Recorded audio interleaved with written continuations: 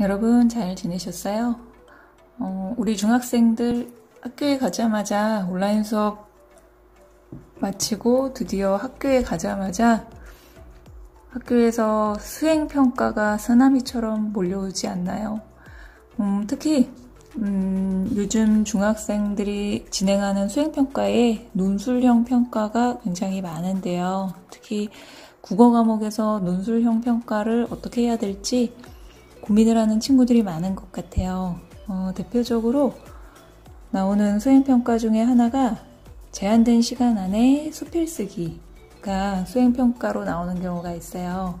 왜 국어 교과서에 수필이 있는 단원이면 이제 그 수필쓰기를 수행평가로 하는 경우가 있는데 오늘은 그 수필쓰기를 어떻게 하는지 말씀을 드릴게요.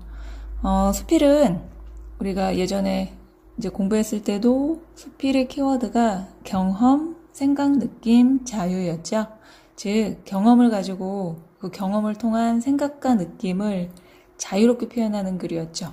그래서 개성적이고 신변잡기적이고 굉장히 자유로운 글이라고 했는데 예를 들면 우리가 수행평가를 할 때는 그 평가 기준이 있기 때문에 그 평가 기준에 맞춰서 정해진 시간 안에 그 기준을 충족해야만 점수를 얻을 수가 있죠. 그래서 제가 지도하는 인근 중학교에서는 이번에 수행평가에 글쓰기가 여러 개가 나왔는데 미리 준비할 수 있는 시간을 주고요. 수필을 준비를 해야 하는데 어떻게 해야 될지 친구들이 감을 잘 못 잡더라고요. 그래서 제가 수행평가를 할 수 있는 팁을 드릴게요. 먼저 수필이 아까 경험, 그 경험을 바탕으로 한 나만의 생각과 느낌, 그리고 거기에서 얻어낸 나만의 의미와 가치를 드러내는 글이라고 했잖아요. 그럼 평가 기준은 대략 이렇게 나와요. 일단 내용적 그 평가 기준은 예를 들면 자신의 삶에서 우리가 찾아낸 의미 있고 가치 있는 내용을 주제로 하는 거예요. 주제는 자유롭게 정하는데 차라리 주제가 정해지면 차라리 괜찮은데 주제를 스스로 자유롭게 정해야 돼요. 그러다 보니까 주제를 정하는 것부터 굉장히 난감한데 일단 주제를 정하는 방법부터 말씀을 드리자면 주제를 정하기 전에 대략 여러분한테 인상적인 경험을 3가지 정도를 고르세요. 그래서 예를 들면 요즘 코로나 때문에 마스크를 쓰고 다녀서 너무 답답하고 또 친구하고도 못 논다. 이건 요새 누구나 떠올릴 수 있는 경험이죠. 그 다음 2번째, 내가 운동을 하다가 다쳤다. 그 다음 3번째, 이거는 이제 예이긴 하지만 어머니가 아프셔서 집안일을 제대로 못 해주시고 식사도 못 차려주셔서 계속 라면만 먹었다. 예를 들면 그렇게 3가지 경험을 떠올리는 거예요.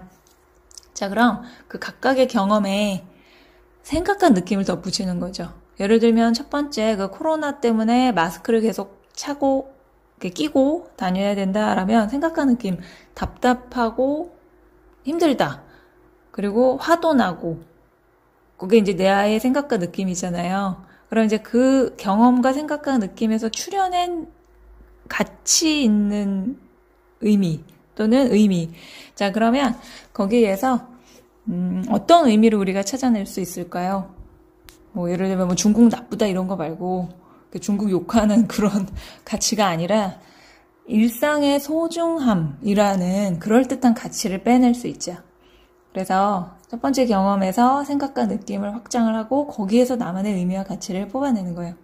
그럼 이제 2번째 케이스, 예를 들면 내가 운동하다 다쳤다. 그럼 그 순간 너무 아프고 또 다른 친구들은 운동을 하는데 나는 못해서 속상하고, 그럼 이제 거기에서 멈추는 게 아니라 그 다음에 의미를 찾아내는 거예요. 내 몸에 소중하지 않은 곳이 없구나. 더 나아가서는 부모님이 나한테 잘 물려주신 몸, 건강하고 소중하게 다뤄야 되겠다라는 것까지 나아가야 된다. 그 다음 3번째 경험에서 어머니가 아프셔서 집안이 난장판이 됐다. 그러면 거기에서 생각과 느낌, 어머니가 하시는 일이 사소하고 별것 아닌 것인 줄 알았는데 정말 어머니가 우리를 위해서 열심히 해주셨구나. 그래서 막 처음에는 속상하고 짜증나고 또 뭐 먹을 것도 없고 그러니까 막 짜증도 나고 힘들겠죠. 그런데 더 나아가서 어머니가 얼마나 대단한 존재인지 어머님의 노고에 감사드리며 잘해드려야 되겠다. 이렇게 자 기억하세요. 경험, 그다음 그 경험을 통한 생각과 느낌, 그리고 그 생각과 느낌에서 확장된 나만의 의미와 가치까지 나아가야 이제 이 수필에서 요구하는 평가 기준을 맞출 수가 있어요. 자, 그래서 그렇게 그 주제를 정했다면 이제 그 주제에 맞춰서 우리가 개요를 짜야 되겠죠. 자, 그럼 개요를 짜려면 대략 우리가 평가 시간이 수업 시간에 진행을 하잖아요. 그럼 수업 시간에 진행을 하면 대략 35분 정도의 시간을 줄 거예요. 그럼 글쓰기 분량이 아마 800자에서 900자 사이 정도? 그럼 800자를 작성을 하려면 개요를 어떻게 짜야 될까요? 처음 가운데 끝에서 글의 분량을 처음에 한 150에서 200자, 그 다음 가운데에서 그 내용, 그 경험을 통한 생각과 느낌까지 얘기를 하려면 가운데가 한 500자 정도 돼야 되겠죠. 한 2단락 정도로 나누고, 그리고 마지막에 끝에서는 그 의미와 가치를 이제 마지막에 강조하면서 끝내야 되는데, 그러려면 한 200자 또는 150자. 자, 그래서 150에서 200자 처음, 그 다음 가운데는 한 500에서 600자, 그리고 끝에는 한 200자, 150에서 200자. 그렇게 나아가면 되겠죠. 자, 그럼 이제 요거를 개요를 짤 때 그 주제를 먼저 위에다가 정확하게 쓴 다음에 처음에 쓸거리를 먼저 단어로 쓰는 거예요.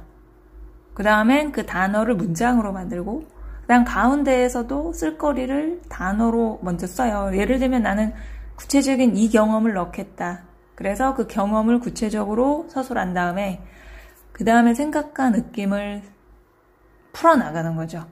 자, 그리고 끝에서는 그 경험을 통해서 내가 깨달은 가치를 쓰는 거예요. 물론 이 가치가, 깨달은 가치가 가운데에서 살짝 언급해준 다음에 끝에서 다시 한번 언급해줘도 돼요. 그래서 그 개요를 짜고, 개요를 짠 후에 이제 그 개요를 보고 나서 원고지를 준비해요. 원고지를 준비해서 한번 시간을 딱 카운팅을 해서 내가 100자 정도 쓰는데 얼마나 걸리는지, 200자 쓰는데 어느 정도 걸리는지 한번 개요를 보고 처음 초벌 작업을 해봐요. 써보는 거예요. 그럼 아마 처음에는 시간이 꽤 걸릴 거예요. 뭐 40분 넘게, 50분 넘게. 자, 그럼 이제 그 다음에는 한번 고쳐 써봐요. 뭐 원고지는 잘 쓰여졌는지, 또 문장이 어색한 건 없는지, 단락 구별은 잘 되어 있는지. 자, 그리고 나서 그렇게 고쳐 쓴 후에 그 다음에는 다시 새로 원고지를 준비해요. 그리고 그 원고지에다가 딱 시간을 정해서 35분 정도로 세팅을 한 다음에 그 전체적인 그 글 흐름 있죠, 개요. 그걸 보고서 다시 한번 써보는 거예요. 그러니까 사실 내가 앞에서 쓴 글에 문장을 하나하나 다 기억할 수는 없어요, 현실적으로. 그럼 주제와 그 다음에 그 주제와 그 주제를 통해서 쓴 개요의 전체적인 흐름. 아까 쓸거리 있었잖아요, 쓸거리. 그럼 이제 그거를 순차적으로 내가 전체적인 흐름을 기억하고 있는 거예요. 그래서 시간을 정해서 이제 세팅을 해서 내가 35분 내에 쓰겠다라고 하고 시간을 봐가면서 써 내려가는 거예요. 자, 요 과정으로 진행을 하게 되면 여러분이 수필 쓰는 데는 크게 무리가 없을 거예요. 그리고 정 모르겠다. 그러면 교과서에 나온 수필을 한번 보거나 아니면 국어교과서 작품 읽기라는 창비에서 나온 시리즈가 있어요. 거기에서 중1이나 중2 수필 편을 한번 도서관에서 빌려서 거기에 실린 수필을 한번 보세요. 아, 그럼 이렇게 써야 되겠다라고 아마 감이 잡힐 거예요. 자, 뭐니 해도 우리가 머리로 아는 거와 직접 실행하는 건 다르죠. 일단 부딪혀보고 실행해 본 후에 자꾸 수정 보완해 나가야 글쓰기 실력이 늘 수 있어요.